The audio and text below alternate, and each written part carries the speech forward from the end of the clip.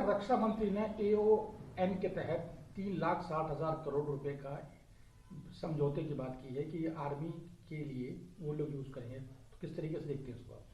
देखिए, आज माननीय राजनाथ सिंह जी ने जो acceptance of necessity army, navy, air force और कोस्ट गार्ड के लिए दी है, वो यकीनन मिलिट्री के लिए एक गेम चेंजर साबित होगी। सबसे पहले मैं एयरफोर्स की बात करता हूं, तो एयरफोर्स में उन्होंने 114 राफेल और लॉन्ग रेंज कॉम्बैट मिसाइल और हाई एल्टीट्यूड सैटेलाइट की बात की है। अब इसमें 114 राफेल सबसे बड़ी डील है। ये जो राफेल है, इन राफेल के अंदर खासियत ये है, पहली बात तो ये कि उनके अंदर एडवांस सैटेलाइट कम्युनिकेशन और सारे वेपन्स, ट्रेनिंग, मेंटेनेंस, स्पेयर्स, सारी चीज़ें शामिल हैं।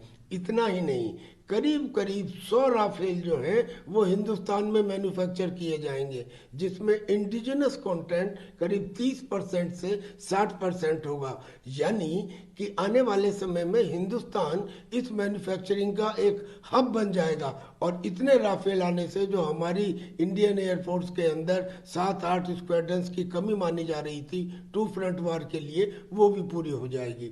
दूसरा, जो कॉम्बैट मिसाइल इसके साथ आ रही है, उसकी खासियत ये है कि उसमें स्टैंड ऑफ कैपेबिलिटी है, यानी कि अपनी सीमा में रह के ही वो दुश्मन के डीप टारगेट्स के ऊपर स्ट्राइक कर सकती है।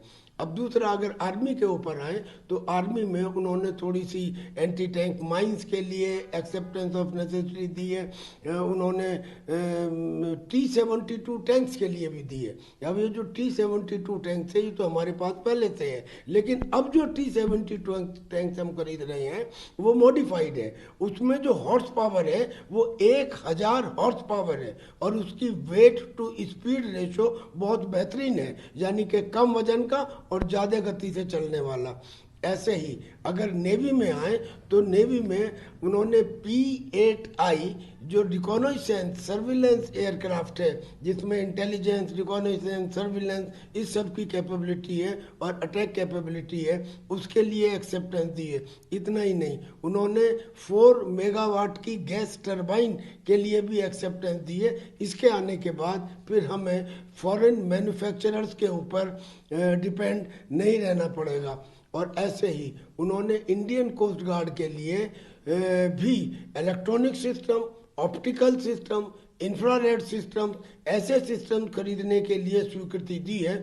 इन सिस्टम्स के आने से हम कोस्टल सर्विलेंस बेहतरीन कर पाएंगे। अभी कुछ दिन पहले आपने देखा होगा कि एक वीडियो आया था जिसमें पाकिस्तान के जैश ए मोहम्मद और लश्कर ए तैयबा ये कहते हुए दिखाई दिए थे कि इंडिया पे 26/11 की तरह से, मुंबई की तरह से दोबारा पानी के द्वारा अटैक किया जाएगा। लेकिन कोस्ट गार्ड को अब सर्विलेंस के हिसाब से पूरी तरह सशक्त कर दिया गया है। मिलिट्री को दिए जाने वाले इन सामानों से मुझे यकीन है कि हिंदुस्तान की फौज की ताकत कई गुना बढ़ जाएगी।